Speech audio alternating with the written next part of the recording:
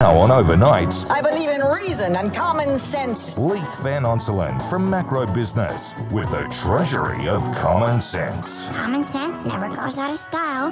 There is a lot to talk to Leith this week about from Macro Business. We touched on this a little earlier in the program. The number of gas connections is actually going up, despite the fact different environmental groups and some governments are trying to discourage us from gas.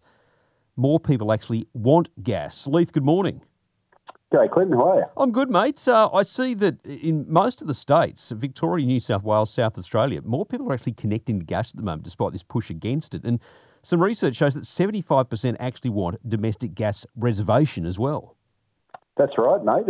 Well, look, this research is actually a couple months old, but Resolve Political Monitor released polling in May that showed that 75% of Australian voters support a domestic gas reservation policy to basically ensure that, the East Coast of Australia's got a steady supply of gas to households and businesses. Now, I've mentioned previously when I talked to you that East Coast Australia exports over 70% of its gas.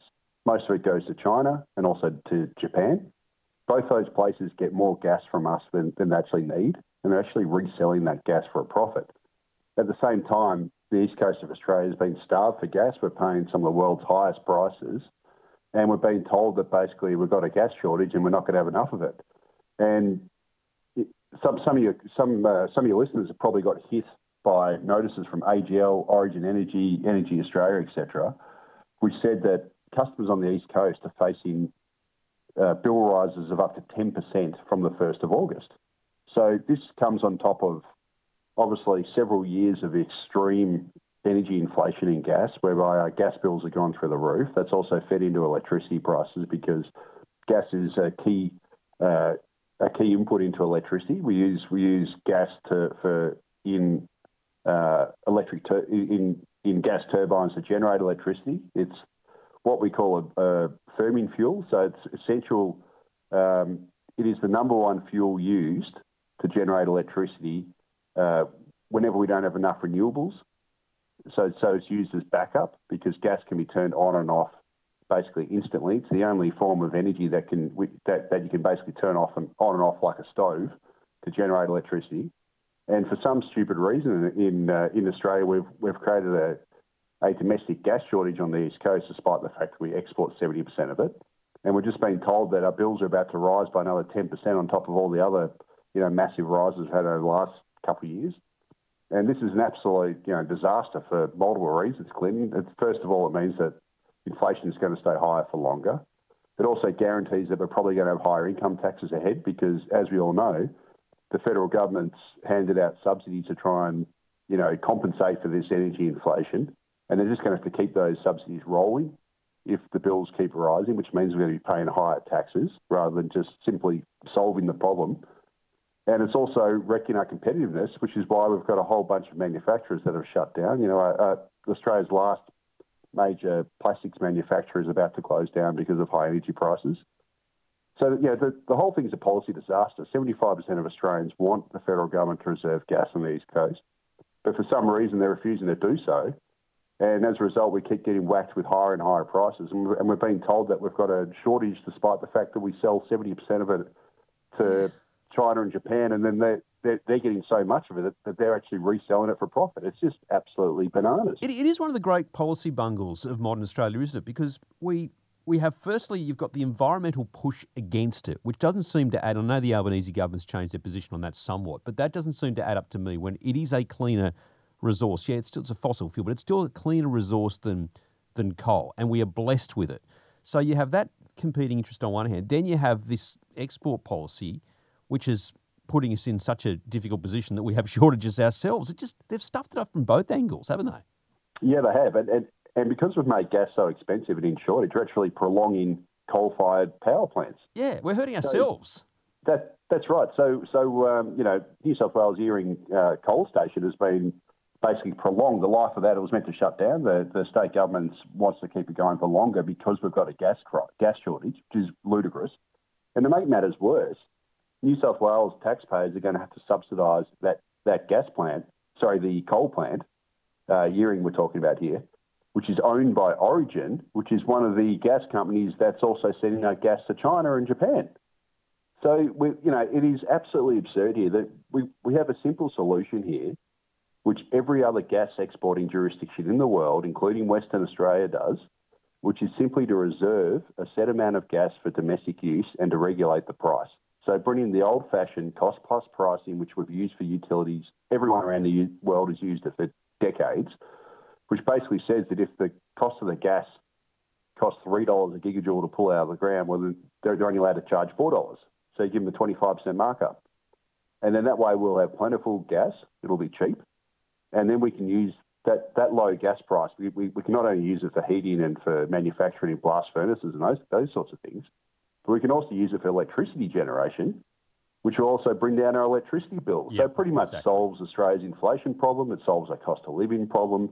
We've got so much of this stuff. We should have the cheapest energy prices in the world. But for some reason, through this stupid policy and dumb failure, we're actually paying some of the world's most highest prices.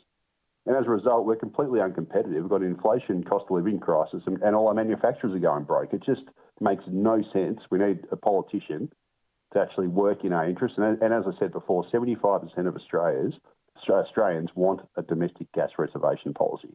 Yep. So it'll be a vote winner, whichever side decides to finally do it, if they do. A couple of other quick issues for you. Immigration still blowing apart what the government's been forecasting numbers-wise. Oh, it's off the chart. So as we know, Australia had just under 1 million net overseas migrants land in 2 calendar years. The federal budget projected that net overseas migration would moderate to 395,000 last financial year. So we're talking 2023, 2024. The latest numbers that have come out, so this is the monthly net permanent long-term arrivals numbers, which are basically a very good proxy for net overseas migration, have absolutely blown the roof off. So in the first 5 months of 2024, Australia received 242,750 net permanent long-term arrivals. Now, that's 34,700 more than we received in the same time in 2023, which is obviously a record. And it's also 91,000 more than we received just before the pandemic in 2019. So, the Albanese government said that they're cutting immigration. They've budgeted 395,000 for last financial year. Based on these numbers, we're probably going to get about 500,000. So once again, they've completely missed their own migration forecasts. And bearing in mind, these forecasts only came out in May during the May federal budget. Yeah. So they're only a couple of months old, and they've already missed it, and they've probably missed it by about 100,000 based on these numbers. Yeah, which is no small number. And then that feeds into the housing issue, and we've got, again, a collapse in construction based on some ABS figures. Yeah, that's right. So the ABS on Wednesday released its dwelling commencements and completions data, and it turns out in the year to March, which is the latest data we've got, we only built 171,700 dwellings, which is about 78,000 below Labor's 240,000 annual target, part of their 1.2 million over 5 years. So they've missed that by about a third. To make matters worse, the forward-looking indicators, that's for dwelling commencements, we only commenced 159,000 dwellings in the year to March, which is even worse. And that's roughly 81,000 below Labor's annual target of 240,000 homes. So we're not even close to what Albo's target is, at the same time as we're running this absolutely extreme immigration program, which saw 650,000 increase in Australia's population last year. So we're basically importing record numbers of people still, at the same time as dwelling constructions, collapsed to more than decade lows, and is running about a third below Labor's own housing target, which they announced last year. So, look, the whole thing just doesn't add up. It just basically means we've got too much demand, not enough supply, and that the rental crisis is going to keep rolling on, and that really the only genuine solution to this whole mess is to cut immigration to a level that's below the nation's capacity to build housing infrastructure. Because if we don't do it, we're just going to have this perpetual housing shortage and a worsening rental crisis. It's as simple as that. And which is what the public actually wants. They want immigration numbers cut, and they want the government not just to promise it, to actually do it. That's right, mate. They want lower immigration, like sensible immigration, and they want domestic gas reservation. Two things which the federal government can do. And they're also two things that are driving the inflation crisis. So we've got obviously high energy costs is one of the things that's driving the cost of living inflation problem we've got, both through gas and electricity prices, all caused by the broken gas market.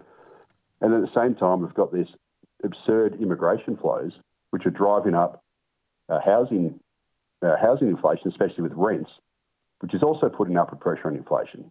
So two things, which is one of the reasons why in macro business we call it Alboflation, because it's basically caused by federal government policy failure. And it's one of the reasons why Australia's inflation is stubbornly high, and why interest rates have to stay high for longer, and why we've got a cost of living problem. And also we're uncompetitive with our manufacturing, when it comes to energy, because energy costs are a key input. Shooting ourselves in the foot. Always good to talk to you, Leith. Thanks, mate.